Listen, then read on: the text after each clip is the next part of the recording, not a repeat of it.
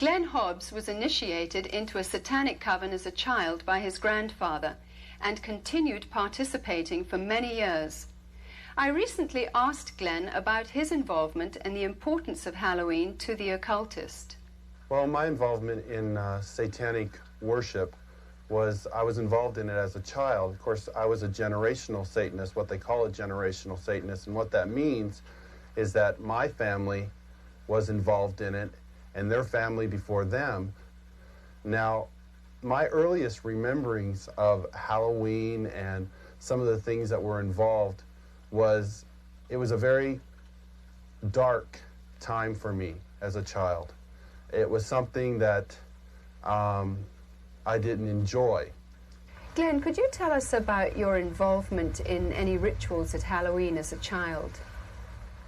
There was another little girl that was involved in the occult with me, and her name was Becky. Now, Becky was a different type of child. She was blessed to be a sacrifice. I was being blessed to be a high priest, where she was being blessed and born into the coven there to be a sacrifice. Now, we were in a ritual where we were married together.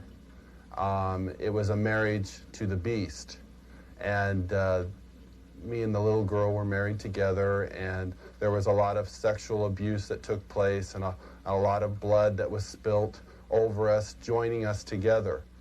When do Halloween rituals actually begin, and what is the ultimate purpose of Halloween? Well, the ritual that I remember the most clearly began about the end of September. Me and the little girl, the one I mentioned named Becky, the abuse was very concentrated at that time. We were taken into several rooms where our clothing was removed. We spent the next couple of weeks in a kind of a shack where a lot of rituals went on, where a lot of animals were killed. They summoned Lucifer and his spirit to come and possess me, and so that I would be blessed to take over the position of the high priest at a certain point in time. Now, Halloween night, they had again put me and the little girl in the back of this van, and we again drove off, which seemed like for a long time. We were drugged once again, and we finally came to this stop. They took the little girl out and they left me in the van. I could hear a lot of commotion that was going on outside. People that were screaming and yelling, and this low murmuring and moaning noise that was going on, like some kind of a low chanting noise that was going on. So I knew in my mind there was some type of a ritual going on, because I'd heard that many times before. You know, it was real common to see people fall on the ground and convulse and go into convulsions during rituals and stuff with the demonic presence that were around. And finally, a woman came to the back of the van and she said, "It's time to go." And she brought me out of the van, and I could see that there was just a lot of people around. Some were dressed in dark brownish kind of robes with hoods over them. They took me up and they led me up to this stone altar. And I remember I saw the little girl, and she was on the altar. Now, at first, you know, I just wondered what was going on, because you never knew. I mean, they used the altar for a lot of different things. They could have just been sacrificing an animal over, could have been a sexual abuse from the high priest on to her. You know, it was a hard thing to know for sure. Well, they ushered me up to the altar, and I could see that they had bound her feet. They had her feet spread apart, her legs, and they had bound them to the ends of the altar, and they had taken her arms, which were laying out this way, and roped them to the altar, which had little kind of like hooks, which they could bind the ropes around. And she was really white.